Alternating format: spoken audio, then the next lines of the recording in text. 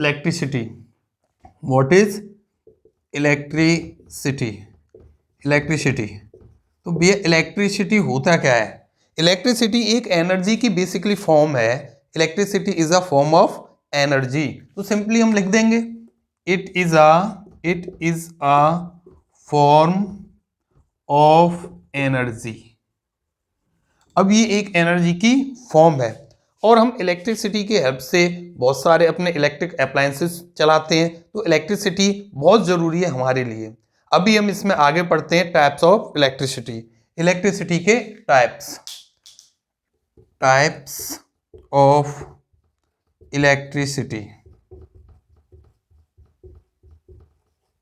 Electricity के types, देखिए electricity के टाइप्स आपके दो हैं basically. Number one static electricity, static electricity. Number two dynamic electricity. तो ये आपकी डायनेमिक इलेक्ट्रिसिटी को करंट इलेक्ट्रिसिटी भी आप कह सकते हो। तो आप चाहो तो इसे कोष्टक में लिख सकते हो कि ये करंट इलेक्ट्रिसिटी है, करंट इलेक्ट्रिसिटी। तो ये दो तरह की इलेक्ट्रिसिटी होती है आपकी, एक स्टैटिक इलेक्ट्रिसिटी, दूसरी डायनेमिक इलेक्ट्रिसिटी या करंट इलेक्ट्रिसिटी। स्टैटिक इलेक्ट्रिसिटी क्या होती है? जैसा कि नाम से पता चल रहा है, स्टैटिक इलेक्ट्रिसिटी चार्ज जो होता है इसमें काय में होगा? रेस्ट में। Charge is in the form of rest. इसमें जो डायनेमिक इलेक्ट्रिसिटी में चार्ज होगा वो किस में होगा? मोशन में होगा भैया। चार्ज किस में होगा? मोशन में। सिंपली आपको ये ध्यान रखना है। इसमें एक क्वेश्चन आता है कि जो हमारी स्टैटिक इलेक्ट्रिसिटी है इसका एग्जाम्पल, तो जब आप देखते हो बादलों में बिजली जो कड़कती है वो स्टैटिक इलेक्ट्रिसिटी का सबसे अच्छा एग्जाम्पल है। और डायनेमिक इलेक्ट्रिसिटी करंट इलेक्ट्रिसिटी का सबसे बढ़िया एग्जाम्पल, आपके घरों में जो करंट इलेक्ट्रिसिटी आ रही है वो इसका एग्जाम्पल है। तो इसका एग्जाम्पल हो गया आपका करंट इलेक्ट्रिसिटी या डायनेमिक इलेक्ट्रिसिटी का जो आपके घरों में इलेक्ट्रिसिटी है, और स्टैटिक इलेक्ट्रिसिटी का एग्जाम्पल है आपका जो बादलों में बिजली कड़कती है। अभी यहाँ पे एक वर्ड बार बार रिपीट हो रहा है, चार्ज। चार्ज क्या होता है? तो मैं आपको चार्ज बता देता हूं। चार्ज होता क्या है, काफी इंपॉर्टेंट है ये भी आपके लिए, और पूछते भी हैं लोग कि चार्ज है क्या। चार्ज, देखो बेटा चार्ज के बारे में आप जानिए। चार्ज क्या है? चार्ज बेसिकली एक इंट्रिंसिक प्रॉपर्टी है किसी भी मटेरियल की। It is a intrinsic property of a material. किसी भी मटेरियल की एक इंट्रिंसिक प्रॉपर्टी है। कौन? चार्ज। इंट्रिंसिक का मतलब है वो प्रॉपर्टी जो किसी और चीज से या जो अपने आप में डिपेंडेंट हो, इसको कोई अदर चीज कोई भी क्वांटिटी अफेक्ट ना करे, यानी जिसको और आगे डिस्क्राइब नहीं किया जा सके, तो वो आपका हो गया चार्ज। ये इंट्रिंसिक प्रॉपर्टी होती है, इसको हम फर्दर डिस्क्राइब या डिफाइन नहीं कर सकते। तो चार्ज एक इंट्रिंसिक प्रॉपर्टी है किसी मटेरियल की। और ये जो चार्ज है, यानी ये जो चार्ज है इलेक्ट्रिक चार्ज आपका, ये जो इलेक्ट्रिक चार्ज है, ये इलेक्ट्रिक चार्ज, इसका सबसे बढ़िया मैं आपको बात बताता हूं, ये किसी भी दो इलेक्ट्रिक बॉडीज पर फोर्स एक्सपीरियंस कराने में काम आता है। यानी चार्ज जो होगा वो, ये जो चार्ज है इसी की वजह से दो इलेक्ट्रिक बॉडीज एक दूसरे पे क्या महसूस करेंगी? फोर्स। अब कैसे करेंगी वो मैं आपको अभी बताता हूं। तो मैं सिंपली इसमें यहां लिख देता हूं types of electric charge. Types of electric charge, इसके दो टाइप्स हैं, टू टाइप्स हैं इसके। पहला आपका सिंपल है लाइक चार्ज, और दूसरा है आपका अनलाइक चार्ज। तो दो चार्ज इसके टाइप्स मैंने इलेक्ट्रिक चार्ज के आपको बताए, एक लाइक चार्ज और दूसरा अनलाइक चार्ज। अब इसमें लाइक चार्ज क्या होता है और अनलाइक चार्ज क्या होता है ये भी तो आपको जानना जरूरी है कि लाइक चार्ज क्या होगा और अनलाइक चार्ज क्या होगा। तो इसके लिए मैं आपको समझा देता हूं, बात किसकी हो रही है? लाइक चार्ज की, कि लाइक चार्ज क्या होगा। भैया लाइक चार्ज, अगर लाइक चार्ज की बात करें हम, तो एक जैसे चार्ज यानी सेम चार्ज, मैं आगे लिख भी सकता हूं, क्या लिख देता हूं मैं? Same charge. लाइक चार्ज कैसे होंगे? सेम चार्ज होंगे। अब कैसे? मान लो एक प्लस एक माइनस, सॉरी प्लस, दूसरा भी एक माइनस और दूसरा भी माइनस। अब ये दोनों सेम है, इसलिए ये कैसे चार्ज है? लाइक चार्जेस हैं। कैसे चार्जेस हैं भैया? लाइक। और हमेशा ध्यान रखना है आपको, लाइक चार्जेस एक दूसरे को क्या करेंगे? हमेशा रिपेल करेंगे, यानी एक दूसरे से दूर भागेंगे। अगर मैं बात करूं दूसरा किसकी? Unlike charge. अगर मैं आपके अनलाइक चार्ज की बात करूं, अनलाइक चार्ज क्या होते हैं? तो जस्ट इसका अपोजिट, यानी unlike charge opposite in nature, एक प्लस तो दूसरा माइनस, एक माइनस तो दूसरा प्लस। ये आपके हो गए क्या? Unlike charge. और जो अनलाइक चार्जेस हैं ये हमेशा एक दूसरे को क्या करेंगे? अट्रैक्ट करेंगे। क्या करेंगे भैया? अट्रैक्ट करेंगे। तो ये सिंपली आपको समझ में आ गया। Like charge same charge, plus plus minus minus क्या करेंगे? रिपल्सन होगा। Unlike charge opposite charge, plus minus minus plus क्या करेंगे? अट्रैक्ट करेंगे। अब इसके बाद हम थोड़ा सा आगे मैं आपको एक चीज बता देता हूं कि चार्ज की एसआई यूनिट क्या होती है। एसआई यूनिट किसकी? चार्ज की। तो भैया एसआई यूनिट जो चार्ज की होती है वो होती है कितनी? कूलाम। कूलाम। कूलाम एक साइंटिस्ट थे जिन्होंने चार्ज के बारे में बहुत सारी स्टडी की, थ्योरीज भी दी। तो एसआई यूनिट उन्होंने चार्ज की, एक चार्ज का उन्होंने आविष्कार किया इन्होंने, तो इसलिए उन्होंने उसकी एसआई यूनिट को क्या नाम दिया? कूलाम नाम दिया। तो SI unit of electric charges coulomb. और एक चीज और आपको याद रखनी है, एक प्रॉपर्टी और चार्ज की आपको मैं इंपॉर्टेंट बता रहा हूं। ये चार्ज के बारे में आप जान लिया, एक इंपॉर्टेंट प्रॉपर्टी है इसकी जिसको बोलते हैं क्वांटाइजेशन। Quantization of charge. तो क्वांटाइजेशन ऑफ चार्ज का मतलब है कि टोटल चार्ज जो होगा किसी भी बॉडी का वो इंटीग्रल मल्टीपल होगा उस बॉडी में अंदर जो एक चार्ज है उसकी वैल्यू के बराबर। और एन जो होगा वो होगा 1 2 3 अप टू सो ऑन।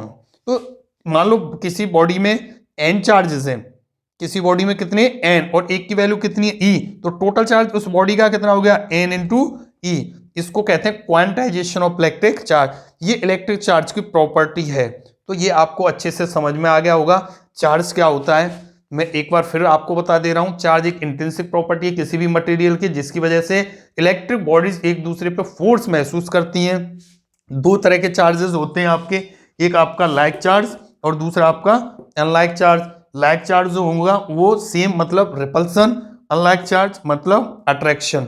और एसआई यूनिट कूलम और क्वांटाइजेशन ऑफ चार्ज इसकी एक प्रॉपर्टी है, यानी Q is equal to N into e. अब मैं इससे आगे थोड़ा सा बढ़ रहा हूं और अपना अगला टॉपिक हम लेते हैं, वो है इलेक्ट्रिक करंट।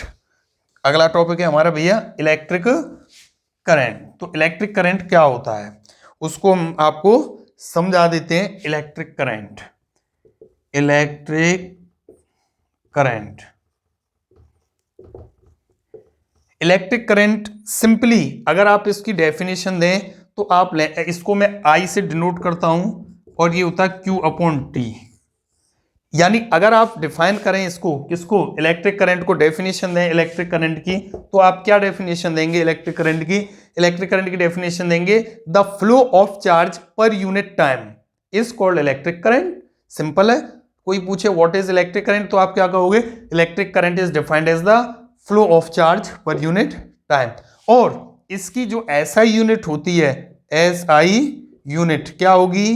चार्ज की कूलम, टाइम की सेकंड, यानी कूलम पर सेकंड। और इसको बोला जाता है कूलम पर सेकंड को एम्पियर। क्या बोला जाता है भैया? कूलम पर सेकंड को एम्पियर। तो एसआई यूनिट हो गई आपकी, क्या हो गई? इलेक्ट्रिक करंट की एम्पियर। सिंपल। और एक डिवाइस भी है जिस डिवाइस से आप मीजर कर सकते हो इलेक्ट्रिक करंट को। एक डिवाइस है आपके घरों में, ये लगाई भी जाती है। समर के जो स्टार्टर होते हैं उनमें लगी हुई होती हैं। एक मीटर होता है, 2 मीटर होते हैं, मैं एक की बात कर रहा हूं, उसमें ए लिखा हुआ होगा और उसका नाम होता है अमीटर। यानी ये इलेक्ट्रिक करंट को क्या करता है भैया? मीजर करता है। कौन सी डिवाइस? अमीटर। और एसआई यूनिट क्या हो गई इसकी? एम्पियर। अब कभी कभी क्वेश्चन आ जाता है कि भैया 1 एम्पियर को डिफाइन करो। Define 1 ampere. तो 1 एम्पियर को आप डिफाइन कैसे करोगे? अभी यहां देखिए 1 एम्पियर की यूनिट कूलाम पर सेकंड आया ना, ये एम्पियर के बराबर है, यानी 1 कूलाम और 1 कूलाम अपॉन 1 सेकेंड। तो आप इसे कैसे डिफाइन करोगे? किसको? 1 एम्पियर को। When 1 coulomb of charge flowing through a conductor in 1 second, यानी किसी वायर में 1 कूलाम चार्ज फ्लो होता है 1 सेकेंड के अंदर, तो वो क्या कहलाएगा? उसमें कितना करंट फ्लो हो रहा है? 1 एम्पियर। रिपीट कर रहा हूं, मान लो ये कोई वायर है, ये कोई वायर है, इस वायर में 1 सेकेंड में 1 कूलाम चार्ज फ्लो हुआ। 1 सेकेंड में कितना चार्ज फ्लो हुआ? 1 कूलाम। तो हम कहेंगे इसमें कितना करंट है? 1 एम्पियर करंट है। तो आपको इलेक्ट्रिक करंट बहुत अच्छे से समझ में आ गया होगा कि इलेक्ट्रिक करंट होता क्या है, इसकी डेफिनेशन, इसकी एसआई यूनिट वगैरह वगैरह। अभी इसमें मैं आपको और बताऊंगा कि इलेक्ट्रिक करंट की डायरेक्शन क्या होती है, सर्किट, इलेक्ट्रिक सर्किट क्या होती है, तो वो थोड़ा हम आगे पढ़ेंगे। फिलहाल आपको इलेक्ट्रिक करंट समझ में आ गया। अब नेक्स्ट हमारा अगला जो टॉपिक है उसके बारे में मैं आपको बता देता हूं। हमारा नेक्स्ट जो टॉपिक है वो है आपका electric potential. Electric potential, electric potential, electric potential क्या है? आप लोग पढ़ चुके होंगे, शायद आपने पढ़ा भी होगा, आपको कुछ आता भी होगा, तो सिंपली मैं इसको आपको और बता देता हूं। अगर आपको आता है तो आप इसको रिवाइज कर लिए, नहीं आता है तो समझिए इलेक्ट्रिक पोटेंशियल है क्या। देखिए भैया, इलेक्ट्रिक पोटेंशियल का मतलब है जब आप 1 कूलाम चार्ज को इन्फिनिटी से लेके आते हो, when 1 coulomb of charge, when 1 coulomb of charge, repeat कर रहा हूं, थोड़ा सा और बढ़ा देता हूं, the amount of work done, the amount of work done to required 1 coulomb of charge moving from infinity to that point under an external electric field. इसको आप लोग लिख लेना, डेफिनेशन एग्जैक्ट जो मैंने बताई, मैं एक बार रिपीट कर रहा हूं, the work done required to move 1 coulomb of charge from infinity to that point under an external electric field is called electric potential। तो ये तो लैंग्वेज हो गई, लेकिन इस लैंग्वेज का मतलब क्या है वो मैं आपको यहां समझा देता हूं इलेक्ट्रिक पोटेंशियल में। देखो बेटा, इलेक्ट्रिक पोटेंशियल में एक डायग्राम बना देता हूं। यहां मान लो ये कोई चार्ज है प्लस क्यू, ये कोई चार्ज है प्लस क्यू, और इस चार्ज के पास हम इन्फिनिटी से किसी दूसरे चार्ज को लाते हैं प्लस क्यू नॉट। ये टेस्ट चार्ज हो गया, इसे बोलते हैं बेटा पॉइंट चार्ज। तो इसका अपना एक इलेक्ट्रिक फील्ड होगा, इस वाले के चार्ज का जरूर होगा, इसका एक अपना इलेक्ट्रिक फील्ड होगा, ऐसे बना हुआ होगा। जब ये प्लस क्यू नॉट चार्ज आएगा इन्फिनिटी से, मान लो इस पॉइंट पे आया, इस पॉइंट का नाम है ए, तो इसको वहां से ए तक आने में कुछ वर्क डन करना पड़ेगा। कहां से कहां तक? इन्फिनिटी से ए तक आने में किसको? क्यू नॉट को। तो वही कहलाएगा इस पॉइंट का इलेक्ट्रिक पोटेंशियल। वो क्या कहलाएगा इस पॉइंट का? Electric potential. तो समझ गए ना, the amount of work done, the amount of work done to bring a unit positive charge from, unit positive charge तो ये हो गया, from infinity to that point under an external electric field. External electric field में लाने में जो काम करना पड़ेगा, फॉर एग्जाम्पल मैं आपको देता हूं, मान लो आप अगर किसी विद्यालय में पढ़ते हो, किसी स्कूल में पढ़ते हो, तो ये प्लस क्यू चार्ज आपके प्रिंसिपल सर हो गए। तो ये प्रिंसिपल सर या मैम जो भी है आपकी, उनका ये फील्ड होगा कहीं, यानी जो ऑफिस होगा मैम सर का, उसके आसपास आप लोगों को जाने में डर लगेगा। क्यों? हो सकता है सर या मैम कहीं बाहर घूम रहे हो, या वहीं बाहर खड़े हो, या वो मिल जाएं, क्योंकि उस एरिया में हो सकते हैं वो, क्योंकि उनका ऑफिस है यहाँ। तो ये अगर आपके प्रिंसिपल मैम या सर हैं, ये उनका फील्ड है जिस जिस एरिया में। और किसी को स्टूडेंट, ये प्लस क्यू नॉट कोई स्टूडेंट है, इससे यहां आना है उनके एरिया में, उनके आसपास, तो वो जब वहां से यहां आएगा, कौन? स्टूडेंट। कौन सा स्टूडेंट? Q not. उसको कुछ वर्क करना पड़ेगा, कहां तक आने में? इन्फिनिटी से ए तक आने में। तो ये उसका पोटेंशियल ही तो है कि वो प्रिंसिपल सर है, वो मैम के पास आ रहा है, प्रिंसिपल सर के पास पहुंच रहा है, ये उसका पोटेंशियल ही तो हुआ। नहीं तो कौन पहुंचता है? डर लगता है भाई। तो ये जो हो गया उसका, जो ये वर्क डन उसने किया यहां से इन्फिनिटी से ए तक आने में, किसी चार्ज ने, किस चार्ज ने? प्लस क्यू नॉट ने। वो कहलाएगा उस चार्ज का पोटेंशियल, यानी इलेक्ट्रिक पोटेंशियल। तो ये आपको बहुत अच्छे से समझ में आ गया होगा व्हाट इज इलेक्ट्रिक पोटेंशियल। अब क्वेश्चन मैं आपके लिए एक देता हूं कि ये बताइए भाई, इसमें एक क्वेश्चन आता है कि चार्ज को हम इन्फिनिटी से लेके आ रहे हैं, तो जो भी कहानी होती है बैटरी के अंदर होती है, सब काम बैटरी में होता है, तो क्या चार्ज को आप वहां से आसमान से थोड़ी लेके आओगे? तो इस समय इन्फिनिटी का मतलब क्या है, what is the meaning of infinity? तो ये आप लोगों के लिए क्वेश्चन है, आप इसका जवाब पता लगाएं कि what is the meaning of infinity. हम इन्फिनिटी से चार्ज को लेके आ रहे हैं, इसका मीनिंग क्या है? और ये जो मैंने आपको डेफिनेशन बताई है, ये डेफिनेशन आपकी छोटी जो बुक्स होंगी 10th स्टैंडर्ड की, उनमें ये डायग्राम कुछ नहीं मिलेगा आपको, सिंपल डेफिनेशन होगी और आपको समझने में दिक्कत होगी, लेकिन मैंने with the help of diagram आपको एक्सप्लेन किया, समझाया, ये आपको अच्छे से समझ में भी आ गया होगा। अब हम इसको आगे बढ़ते हैं। इलेक्ट्रिक पोटेंशियल आपको समझ में आ गया। इलेक्ट्रिक पोटेंशियल के बाद अगला जो टॉपिक है हमारा वो है electric potential difference. Electric potential difference, next topic is electric potential difference. बहुत इंपॉर्टेंट टॉपिक है इलेक्ट्रिक पोटेंशियल डिफरेंस। क्या होता है, what is electric potential difference?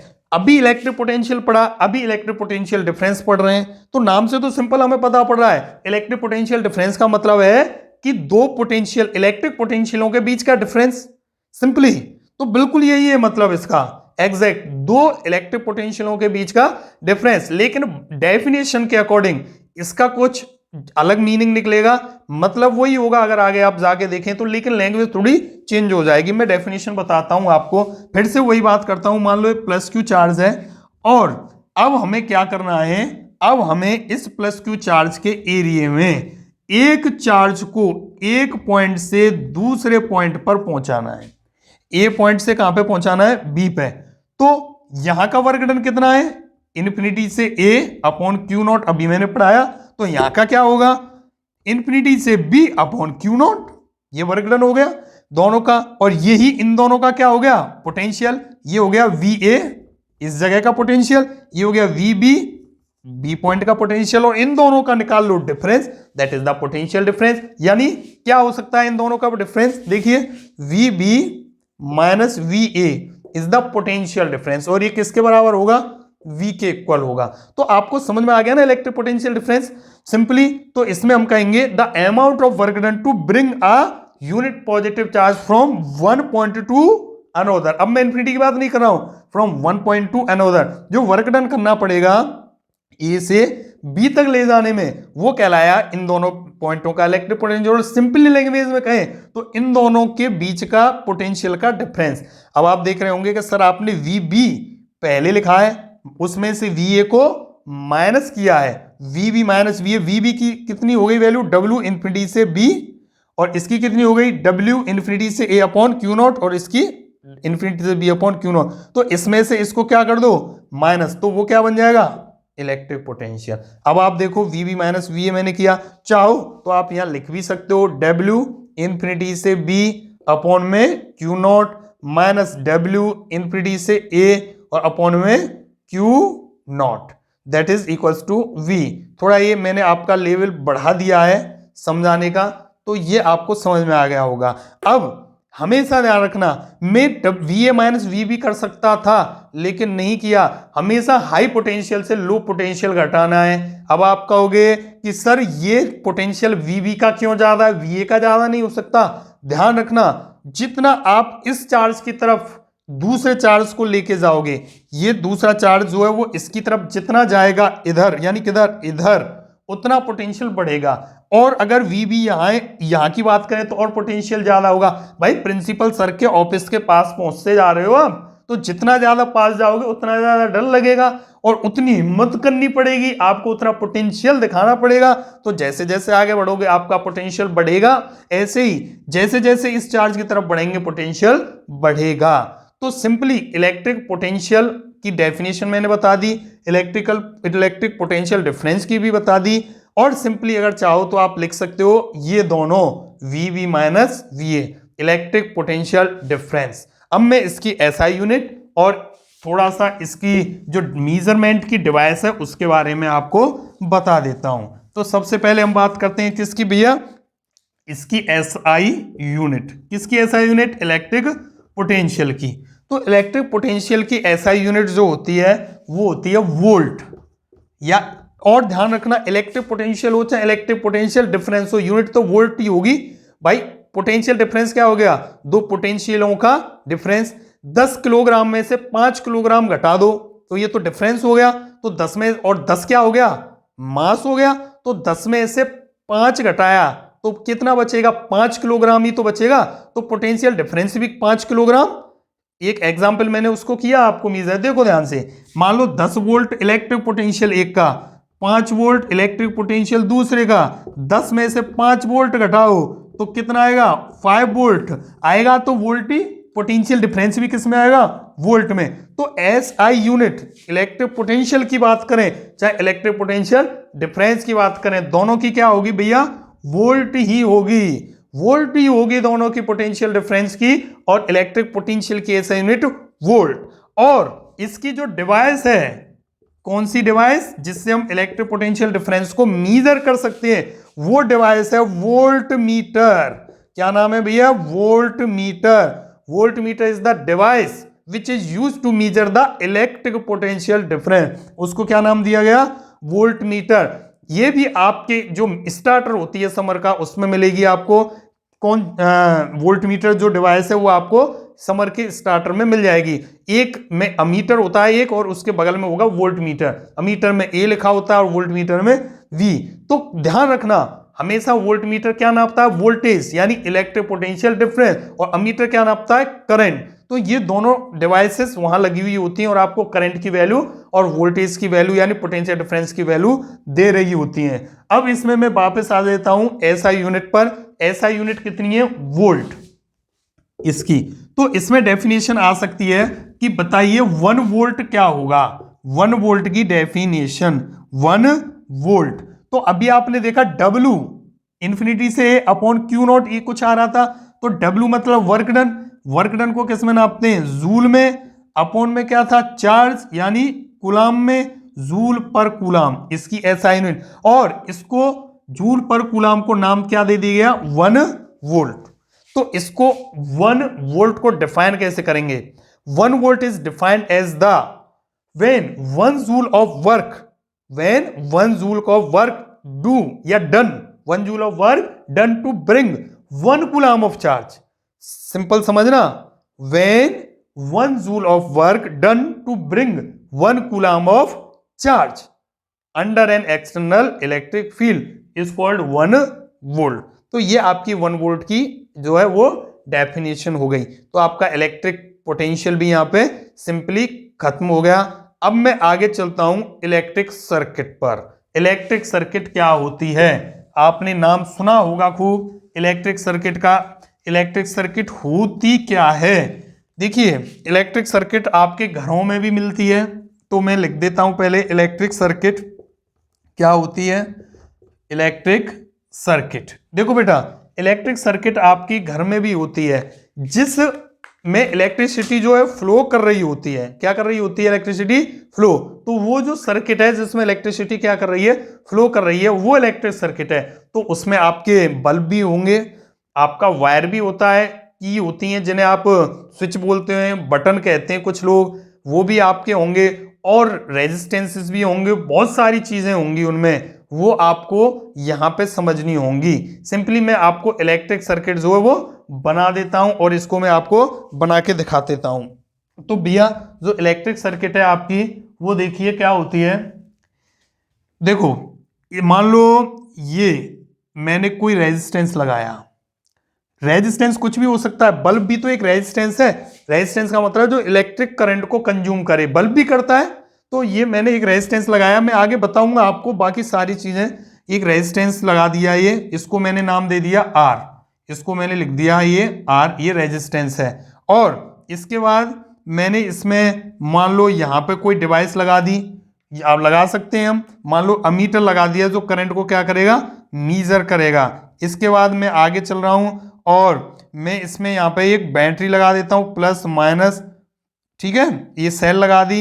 अब आपको लग रहा होगा सर पता नहीं क्या बना रहे हैं, मैं आपको एक सिंपल सा एग्जांपल दे रहा हूं सर्किट का। मैं सब सिंपल बताऊंगा कि सेल का सिंबल ये होता है, अमीटर का सिंबल ये होता है, सब बताऊंगा। और वोल्ट मीटर जो होता है हमेशा ऐसे लगेगा ऊपर की तरफ, इसको बोलते हैं पैरेलल में। किस में लगेगा?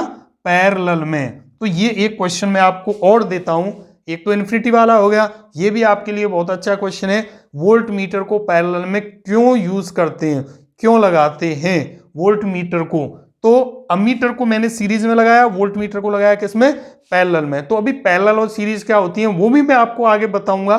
फिलहाल आप ये क्वेश्चन नोट कर लीजिए अपने कि वोल्ट मीटर को पैरेलल में ही क्यों लगाया जाता है जबकि अमीटर को सीरीज में ही क्यों लगाया जाता है। और इसके बाद आप चाहो आगे चले तो यहां हमने एक की लगा दी बेटा, की का मतलब है स्विच। और इस तरीके से सर्किट बनती है, एक इलेक्ट्रिक सर्किट बनके तैयार हो जाती है। और इसमें कई सारी चीजें हो सकती हैं यूज, लेकिन ये सिंपल मैंने एक इलेक्ट्रिक सर्किट आपको बनाई और इसमें ऐसे करंट फ्लो होगा। इसमें मैं आपको एक चीज बता देता हूं, हमेशा ध्यान रखना कि करंट का जो फ्लो होगा वो पॉजिटिव से नेगेटिव की तरफ होगा हमेशा। इलेक्ट्रिक करंट की जो डायरेक्शन होगी वो क्या होगी? पॉजिटिव से नेगेटिव, यानी इलेक्ट्रॉन्स के उल्टे होगी। बिल्कुल। क्यों? देखो बेटा, इसको जो ये बड़ा वाला टर्मिनल है ना, इसको पॉजिटिव बोलते हैं और इस छोटे वाले टर्मिनल को क्या बोलते हैं? नेगेटिव टर्मिनल बोलते हैं। तो चलिए मैं फिलहाल अभी आपको इलेक्ट्रिक सर्किट के कुछ सिंबल बता देता हूं, उसके बाद मैं इसको समझाऊंगा कि करंट की डायरेक्शन क्या होती है, कैसे कैसे होती है, इलेक्ट्रॉन की डायरेक्शन क्या होती है और कैसे कैसे होती है। चलिए जी आगे हम हेडिंग डालते हैं अपनी, सिंबल ऑफ इलेक्ट्रिक सर्किट, कि भैया इलेक्ट्रिक सर्किट के सिंबल कौन कौन से हैं। तो हेडिंग है आपकी भी, क्या है heading? Symbols of electric circuit. Symbols of electric circuit. तो ये सर्किट को ध्यान रखना भाई, ये मुन्ना भाई वाला सर्किट नहीं है, ये अलग है सर्किट, ये इलेक्ट्रिसिटी का सर्किट है।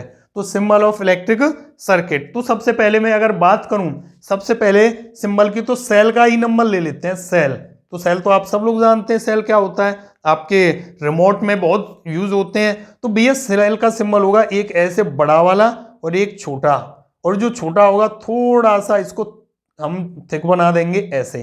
तो ये जो सिंबल है, ये बड़ा वाला जो है इसको पॉजिटिव बोलेंगे और इसको नेगेटिव। ये सेल हो गया। अब बात आती है दूसरी बैटरी की। बैटरी, BATTER, ये हो गई आपकी बैटरी।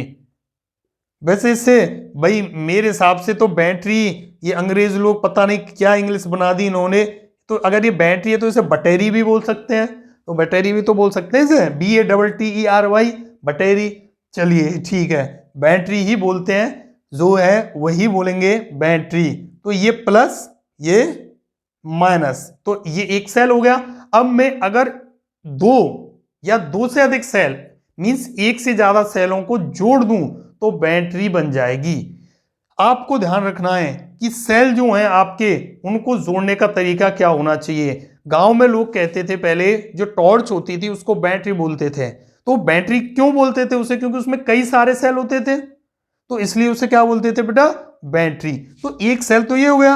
अब इसमें मैंने क्या किया, इसमें एक और सेल को ऐड कर दिया, तो ये क्या बन गई? एक पॉजिटिव टर्मिनल और ये नेगेटिव। मैंने दो सेल की बैटरी बना दी भाई। ये ऐसे ही मैं तीसरा और जोड़ दूंगा तो तीन सेल की बैटरी बन जाएगी, चार जोड़ दूंगा तो चार सेल की बैटरी बन जाएगी। तो ये हो गया आपका सेल, दूसरा आपका हो गया बैटरी। आगे हम चलते हैं, मान लो वायर।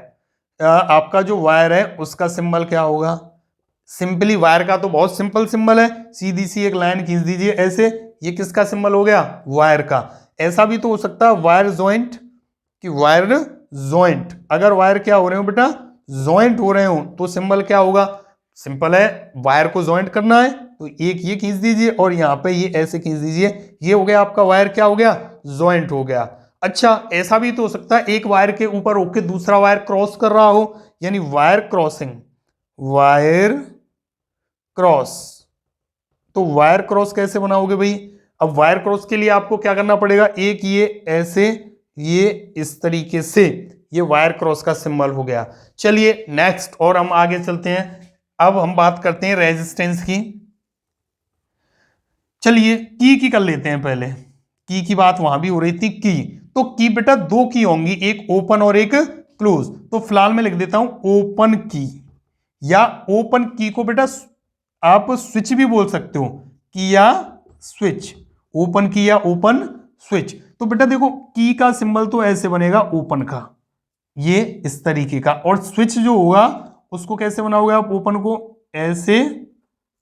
ये देखिए ये दोनों ओपन है, एक दूसरे को मिल नहीं रहे, मीट नहीं कर रहे हैं। अब मैं बनाता हूं क्लोज की, क्लोज्ड की, फिर वही बात, या स्विच।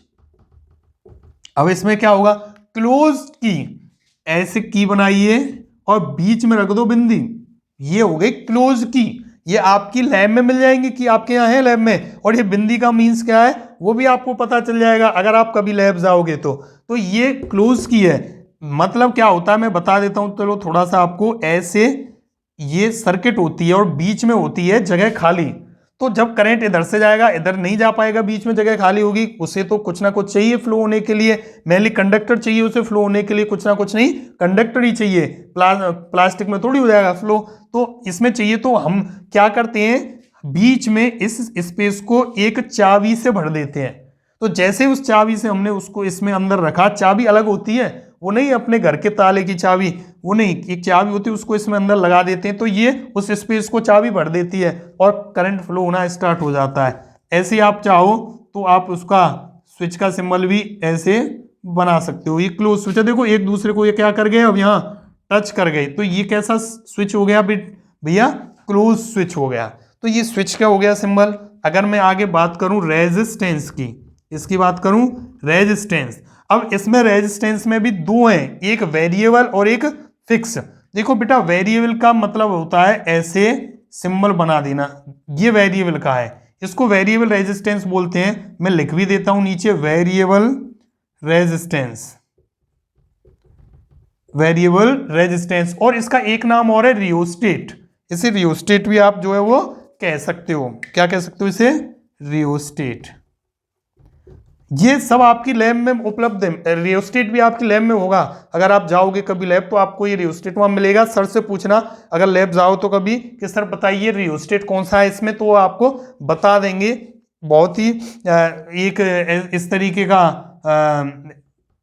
उसमें ऐसे डिजाइन होगी और ऐसे वायर्स होंगे बहुत सारे, तो रियोस्टेट होता है, उसे वेरिएबल रेजिस्टेंस भी बोलते हैं। एक होता है फिक्स रेजिस्टेंस, तो फिक्स का क्या होगा, फिक्स का सिंपल सा सिंबल है, इस तरीके से आप जो है वो बना दीजिए, ये फिक्स रेजिस्टेंस हो गया, ये फिक्स। केवल इसमें ये जो आ रहा है ऊपर से वो वेरिएबल है, ये इस तरीके से क्या हो गया फिक्स। मैं यहां लिख देता हूं चलो, फिक्स्ड रेजिस्टेंस,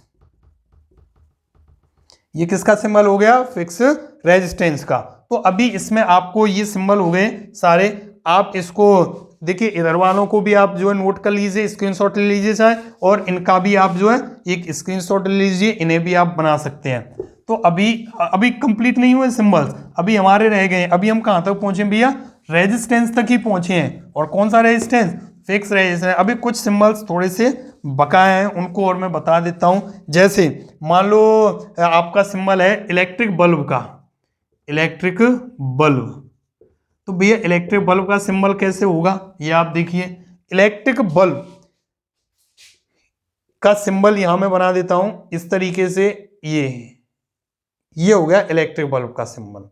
ओके, दूसरा इलेक्ट्रिक बल्ब के बाद एक और डिवाइस होती है आपकी करंट नापने वाली, मैंने अभी पढ़ाई ना, अमीटर, अमीटर, जो कि हमेशा किस में लगती है, सीरीज में। क्यों लगती है ये आपको बताना है, मैंने आपके लिए क्वेश्चन छोड़ा है। ये हो गया अमीटर, ये इसका पॉजिटिव एंड और इसका नेगेटिव एंड। ऐसे ही सेम कौन सा, वोल्ट मीटर, वोल्ट मीटर, ये हो गया वोल्ट मीटर। तो इसका भी सिंपल ऐसे ही बनेगा, ये ऐसे बना दो, ये V, ये इधर और ये माइनस। अच्छा इसमें एक चीज और आती है, एक और होता है गैल्वेनोमीटर, गैल्वेनोमीटर, और उसका भी सिंबल ऐसे ही होगा, ऐसे आप बना दो, इसमें लिख दो G, और इसमें कहीं भी किधर भी प्लस कर दो कहीं भी माइनस कर दो, कोई दिक्कत नहीं है।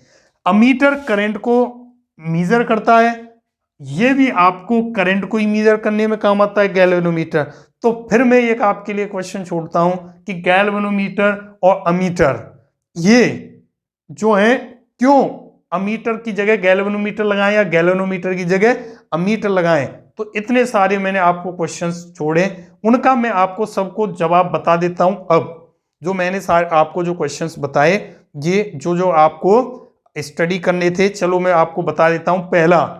पहला क्वेश्चन कि हम इन्फिनिटी से लेके क्या आते हैं, ये पहला क्वेश्चन था कि चार्ज इन्फिनिटी से आता है। बेटा चार्ज इन्फिनिटी से नहीं आता, बैटरी से ही जाता है इधर उधर, लेकिन चार्ज बहुत छोटा होता है और उसे बहुत लंबी ट्रेवलिंग करनी है, तो उसके लिए वो इन्फिनिटी के समान ही हो गया।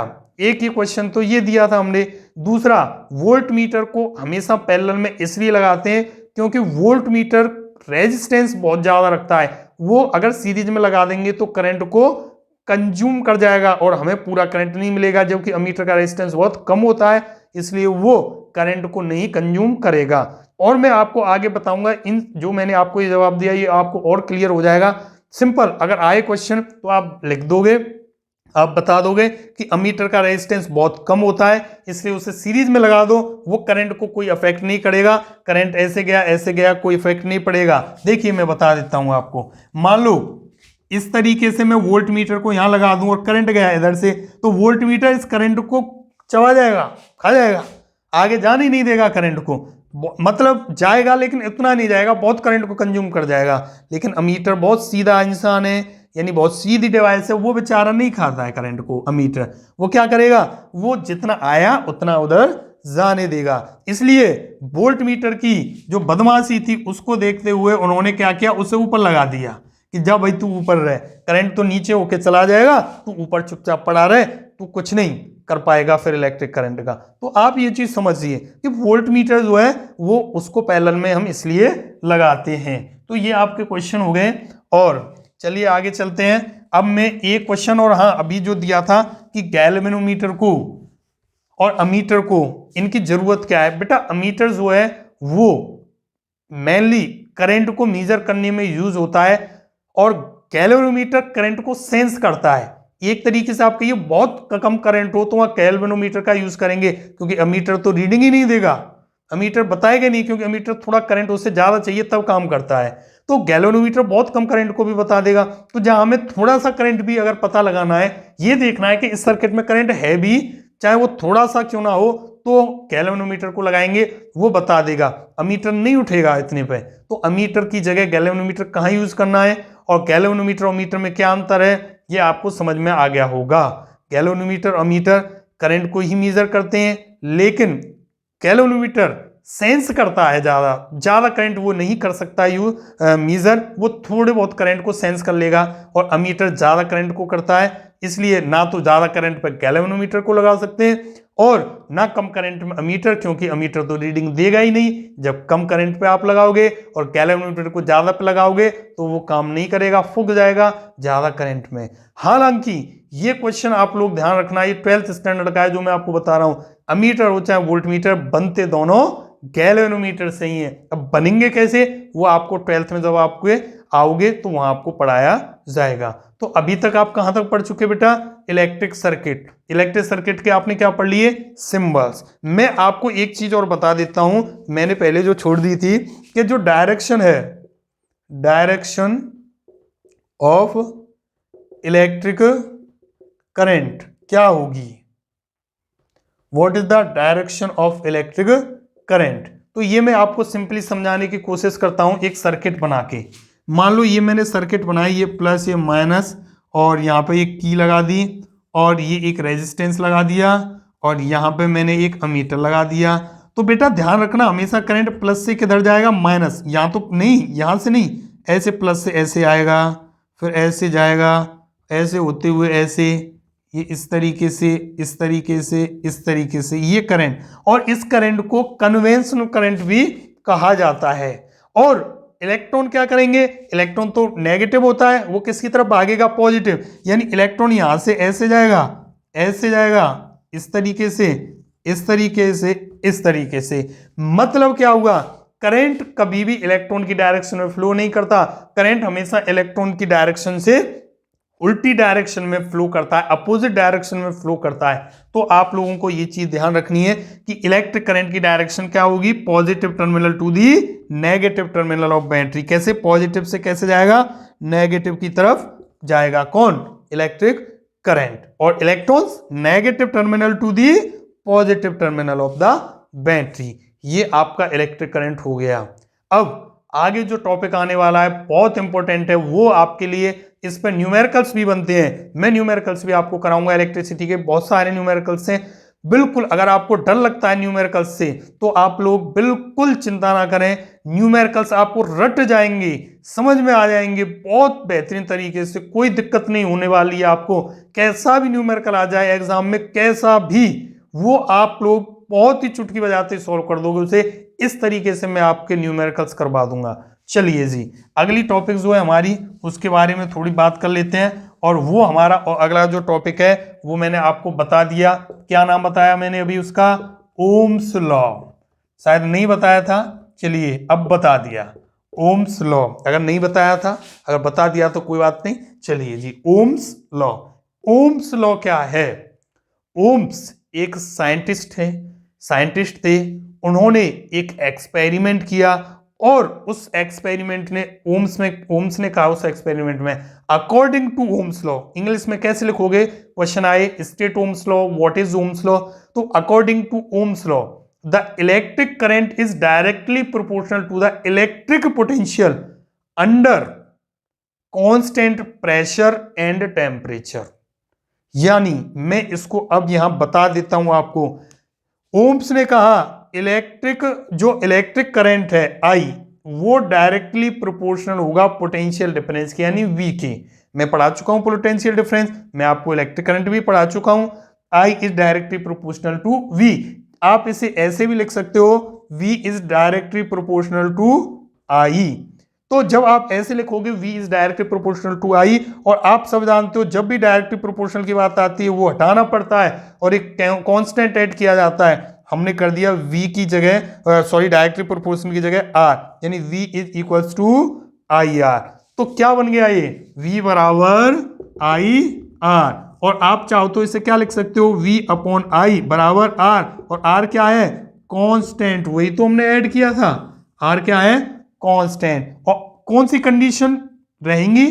Constant pressure and temperature. यानी डेफिनेशन जब आप लिखो, मैंने अभी जो थोड़ी देर पहले लैंग्वेज आपको बताई, एग्जैक्ट वो लिख के ये उतार देना है, I directly proportional to V, V directly proportional to I, V बराबर I R, then V upon I बराबर R and R is the constant, V upon I बराबर R and R is the constant. तो ये आपका हो गया Ohm's law. और ये आर बाद में रेजिस्टेंस के नाम से इसको मैं पढ़ाऊंगा, जाना जाएगा, बहुत इंपॉर्टेंट चीज है। अब इसका एक ग्राफ मैं आपको बता देता हूं सिंपली ओम्स लॉ का। अगर ये I है और ये अगर V है, तो जितना आप V बढ़ाओगे उतना I बढ़ेगा, I बढ़ाओगे V बढ़ेगा, यानी दोनों तो डायरेक्टली प्रोपोर्शनल है। अभी मैं आपको पढ़ा चुका हूं कि I is directly proportional to V and V is directly proportional to I। तो भैया जब ये ऐसा है तो इनका जब दोनों एक साथ जाएंगे तो ज्यादा ग्राफ कैसा जाएगा? Straight line. बिल्कुल कैसा जाएगा भैया? Exact straight line. ये ऐसे बनेगा, आप लोग स्केल की हेल्प से बना लेना।